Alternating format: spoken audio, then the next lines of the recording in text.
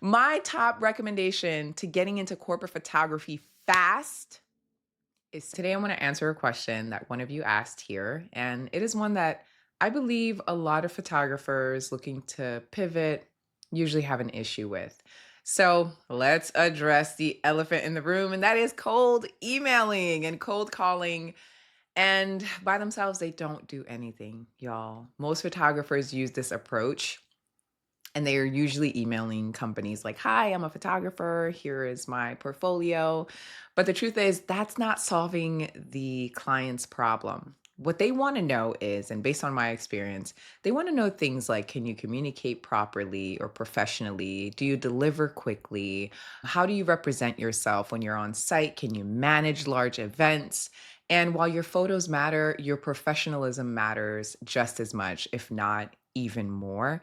And sometimes that's what it is going to qualify you to be hired. Sometimes we think that it starts with photography, but the truth of the matter is no. It starts with what the client is seeing to begin with. What do you look like online? What is your presence online? Are you a habitual poster? Are you someone who is teaching said clients about certain things? I remember that when I first started, I was really keen on my blog on my website, and it's something that comes with my website. So it's great because I don't have to pay extra for it. And I started writing about my experience. I would write about my experience with my clients or just different things that I saw could help clients in the corporate event space to better their productions. Because at the end of the day, it's all about the value that you're bringing, the value that they're bringing. So my blog really helped me with that, really helped me help my posture online. It helped me being found online, my business. And then when it comes to my social media website, my social media sites, such as Instagram, primarily, I use Instagram as my playground. I put the fun stuff up there because, in a way, in my head, that's how my clients perceive me. That's the quickest way for them to go and see, oh, okay, so and so is like this when they're on site. And I try my best to do a lot of behind the scenes. So, them being able to see my work and then coming into social media to see, okay, this is how this person kind of operates, all great. And remembering that corporate work is it's relationship heavy. The bandwidth is huge, I must say, and it takes time. Nothing is going to happen overnight. I built a brand, not just my portfolio. A portfolio alone is not enough. Your website, like I said, your website, your Instagram, your communication, your captions, your behind the scenes, all of that matters because corporate clients want assurance. Okay. They want consistency, professionalism, organization, confidence. Even the way you send your emails matter. People hire photographers who make them feel safe. That's what I've learned in my experience. And if and when you're able to do that, then you'll be able to nourish those relationships. You'll be able to grow those relationships. And you'd be surprised at how one client can turn into a repeat client, which can then turn you into multiple clients who are also repeat clients. And they do that when they feel safe. And that's what you want. Don't wait until you have your clients. Start now. Maybe a blog, maybe do a quick series on your Instagram, something on your website that is going to communicate that. Also, LinkedIn. LinkedIn is a huge place where people are now really thriving as professionals and showing up as their best self and showing off their brands. I highly recommend it if you are in the photography space.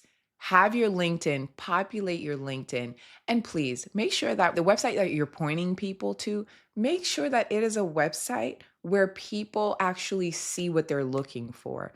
Because if you have weddings and baby showers and headshots and portraits and family portraits and birthday parties, sweet 16, graduations, you get the drift. It's not going to cut it. Your client is going to look at that thing and they're going to say, well, what is going on? Right? Because corporate clients are different from your regular clients. Corporate clients, they want to see what's up. Okay. They want to see if you can handle it. And if you don't have what they're looking for, they're just going to go on to the next person. Heck, you're probably not even showing up in their radar. So keep that in mind.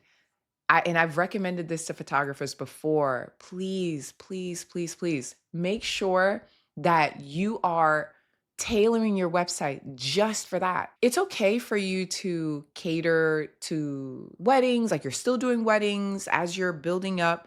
You're still doing weddings and birthday parties and things of that nature, but have a different tab on your website or have a completely different website where you're sending people to if it's not going to cost you any extra money because corporate clients wanna also feel like they're the only ones. And I can say this because I love all of my clients. I do not work with people that I don't think I am able to work with. And vice versa. I'm sure they do the same for me. But corporate clients want to feel like they're the only ones. So if you've got everything and then some on your website, they're automatically going to be turned off. They're turned away. Like they're it's no, it's not happening. So making sure that your website is tip top. It's not about quantity, by the way. I say this a lot to my photographers. It is not about quantity, it is about the quality. So if you have 10 great images on this website, which your website does not have to be anything extensive, you can just have one tab where you have all of your event photography. And by all, I'm saying if you have 10 great photos, I'd rather you use those than have 25 okay photos that are not really telling a story, which is another thing that I need to talk about in another video. Being able to extract the stories and tell those stories through imagery. It's a whole other video. Well, please get into the habit of telling stories and not just taking photos. Before I wrap this video up, I'm going to give you my final, and honestly, it should have been my first recommendation, which I have been giving out to a lot of photographers in this day and age, currently in this year, in this moment. And that is drum roll, please. There's no drum roll. I'm not going to edit that in. My top recommendation to getting into corporate photography fast is second shooting. Second shoot for other photographers. Seriously, this is probably the fastest way to break into corporate work because those photographers are already there. They already have the clients, they already have the relationships, they have the contracts. And trust me, I'm telling you, photographers are always looking for reliable people. I know this because I'm one of them. I'm constantly looking for photographers. So here's what I do. Here's what I would do to find the work that you're looking for. Find other photographers in your area. Engage with them on Instagram, comment genuinely, build relationships with them. Send a message. Hey, I'd love to second shoot for you. I'd love to assist. If you ever need anyone, here's my portfolio. And here's the key: make the work easy for them. Send them organized galleries, unedited galleries, edited galleries, and make sure that you're constantly communicating with these photographers because at the end of the day, it's night. Okay. You need to be able to see that your clients aren't only the business that you're looking for. They're not only the corporations and the universities and the government entities. No, your clients, your primary client, as you're trying to break into the corporate photography realm, are other photographers. Make sure that you're looking for, they're everywhere. And by they, I'm including myself in it. I'm everywhere. I have hired photographers. As a matter of fact, pause. I have tabs in my Instagram, no joke, for different cities that I'm either going to work in or I want to work in or I know I'm booked for at some point of the year.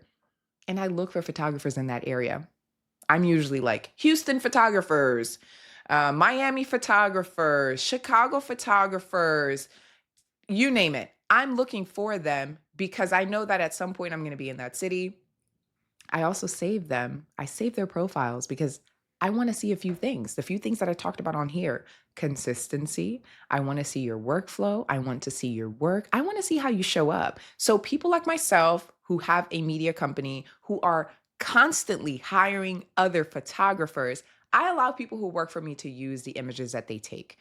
I I receive the raws, you receive raws, you do whatever you want with them. I have stipulations in my contract as to what you can do and you can't do with those images.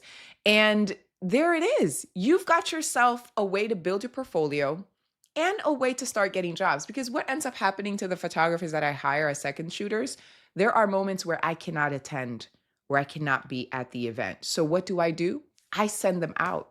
And there are other times where genuinely I feel like this job is just not one that I want to take on as a company. And so I send it over to said photographer, and I'm okay for them to build those relationships with that client. So understanding who your clients are, shift that mindset. Maybe your client is not who you think your client is. Maybe your client are other photographers, corporate teams, marketing directors, other vendors. And that's honestly how a lot of photographers break into the corporate photography realm.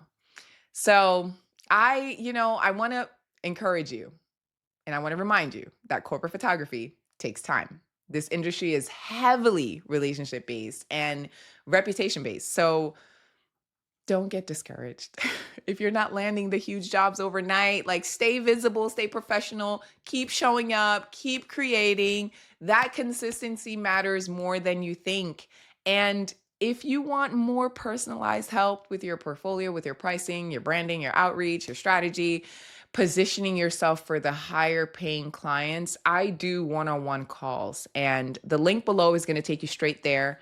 Reach out to me, talk to me. And if this video helped you, make sure you like, you subscribe, drop a comment below. I love answering your comments. I'm going to be doing this more and more. And I'm also in the process, okay, this is huge. I'm in the process of building an entire course. Yep. Because I get so many questions. But in this course, I'm going to be breaking all of this down in depth where you're going to discover that you're not just another photographer. You are going to position yourself as the photographer, the one that is going out to these different events, that is capturing that clients can trust. And I'm excited about it because I'm taking my time with it. But at the same time, I know that it is going to give you the value that you need, the value that you're looking for. So I am going to wrap this video up by saying thank you for watching, and I'll see you in another one.